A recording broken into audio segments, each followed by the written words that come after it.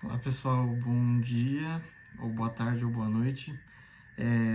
Estamos aí na semana pré-federal, Universidade Federal do Paraná, né? Porque vai que depois alguém assiste esse vídeo e não quer Federal do Paraná. Hoje nós vamos fazer um breve estudo sobre a obra do Bernardo Carvalho, Nove Noites. Uma obra densa, mas com uma leitura um pouco mais fácil do que, por exemplo, Relatos de um Certo Oriente. Mas que é uma obra que requer alguma atenção a alguns detalhes, tá certo? Então vamos a esses detalhes para a gente não perder muito tempo. Primeiro que no Brasil nós tivemos no período do governo da ditadura, do golpe da ditadura do Getúlio Vargas, nós tivemos aquela necessidade e aquele incentivo por parte do governo em se povoar as terras desconhecidas do país, né? Então, foi um período em que muitos antropólogos estiveram aqui no Brasil, né, para fazer estudos, etnografias nas tribos indígenas dos locais mais afastados do país. Então, isso é uma realidade. Então, tanto que no período de 1935 a 1938, esteve aqui no Brasil ninguém mais, ninguém menos do que o próprio Levi-Strauss, né, que é um dos maiores pensadores do século XX, sem menor sombra de dúvida, um dos maiores antropólogos que o mundo teve até hoje. Esteve aqui no Brasil dando aula na Universidade de São Paulo, na USP. Então, isso é um primeiro panorama que a gente tem aí do cenário aqui do Brasil. Mas aí você me pergunta, professor, é um relato, né, que o Bernardo Carvalho faz? Então, é e não é, e é isso que você tem que tomar cuidado. Porque ao mesmo tempo que ele se utiliza de elementos reais, cartas, jornais, enfim, personagens, por outro lado ele romantiza e ele faz os seus próprios postulados na obra, no romance que é dele. E ele o faz de maneira brilhante, me irritou um pouco, apesar da obra ser sensacional, minha opinião, tá? Deu para ele usa isso como recurso literário, então você tem que tomar cuidado. Tem hora que vai parecer que você vai se perguntar, será que isso aqui é verdade ou será que isso aqui é ficção? Ou será que essa ficção que ele está falando aqui é verdade? Você entendeu? Vai estar sempre nesse dualismo. Então, ali na década de 30, né, um grupo de antropólogos veio para o Brasil, dos Estados Unidos especialmente, para estudar esses grupos indígenas, né? Entre eles, porque havia um convênio entre o Brasil e a Universidade de Colômbia, onde lecionava, por exemplo, uma das autoras, a Ruth Benedict, que por exemplo, que está no miolo ali, junto com a Margaret Mead, que da Adolescência em Samoa, que a Federal também cobra. São colegas, até um pouco mais que colegas, inclusive. Enfim, mas o que a história conta? Um suicídio misterioso de um desses antropólogos que realmente existiu, que é o Boel Quain. Boel Quain. Ele se suicida, né, na estrada, voltando para o vilarejo, saindo da tribo dos índios Craó.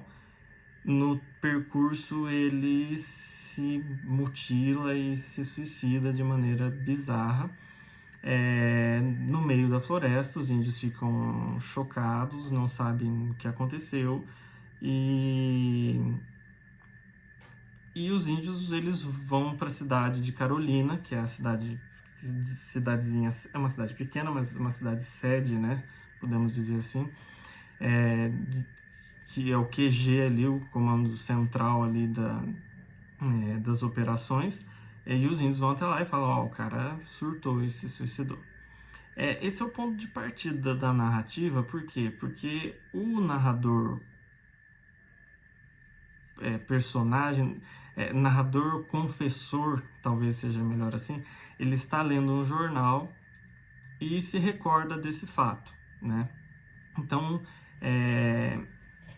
esse caso mórbido, trágico, perdido nos anos, na memória, ele ressurge quando numa notícia de jornal retrata algo que o faz memória de tudo isso, faz com que o narrador, confessor, faça memória de tudo isso. E a partir disso, o narrador ele começa a agir agora de forma ficcional e de forma real, certo? O próprio Bernardo Carvalho, ele encarna e responde ao lado jornalístico desse narrador, do levantamento de dados que indiquem os reais motivos que levaram à morte de Boel Cohen. Porque o que acontece? Ninguém faz um devido registro, a sua família não faz os devidos requerimentos de querer maiores esclarecimentos. Ninguém sabe se o Boel Cohen era casado, se ele era homossexual, se ele era não há. E isso incomoda o nosso narrador, que começa a querer buscar nas pessoas que ainda estão ao seu entorno, que tinham conhecimento do caso, e ele vai atrás, né? Não se sabe exatamente quem é esse investigador, porque inclusive ninguém pergunta isso, tá? Não houve a pergunta da razão da sua curiosidade. Isso é uma coisa que fica o tempo todo ali no seu ouvido enquanto você está lendo o livro. Mas há uma desculpa de querer escrever um livro, né? O que vai adiantando para não levantar suspeitas. Então ele fala, vou escrever um livro sobre o caso, e aí ele vai atrás desses personagens que viveram aquele período. A mistura que o autor tenta levar, né, a termo é extremamente interessante como recurso literário. Por quê? Porque ele insere fotos, personagens da década de 30 na história, pessoas reais ou imaginárias, mas muitas pessoas reais, e a gente nunca sabe exatamente onde a gente está pisando, se é realidade ou se é ficção.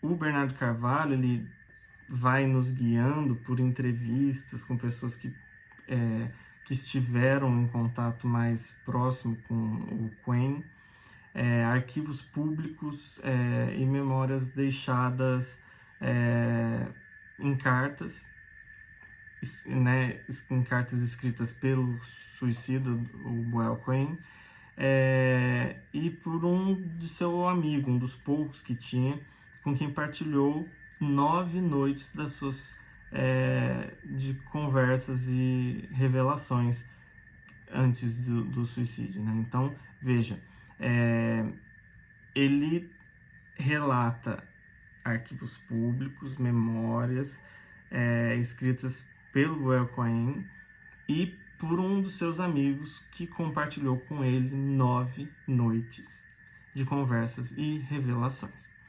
São vários mistérios que se interligam, aí a coisa vai ficando mais adensada, a narrativa vai ficando mais complexa, e aí você começa a ficar meio claustrofóbico, você começa a ficar meio tipo, quem é quem aqui, não estou sabendo mais quem é. Mas não precisa ficar em pânico, porque é justamente aí que o Bernardo Carvalho ele abre um campo de especulação muito grande na nossa mente durante a leitura, e isso que torna a obra genial. Não somente os motivos que causaram a morte do antropólogo, mas principalmente sobre o significado e as consequências da transferência de um jovem norte-americano para o interior das florestas brasileiras, né? O que o Bernardo Carvalho vai fazer? Ele vai juntar de forma brilhante a realidade e a ficção, o romance e a investigação, que ele desenvolveu sobre os índios e sobre o antropólogo. Como nos diz o próprio autor nos agradecimentos, né, lá no prefácio, antes do livro começar, ele fala, né, é uma combinação de memória e imaginação.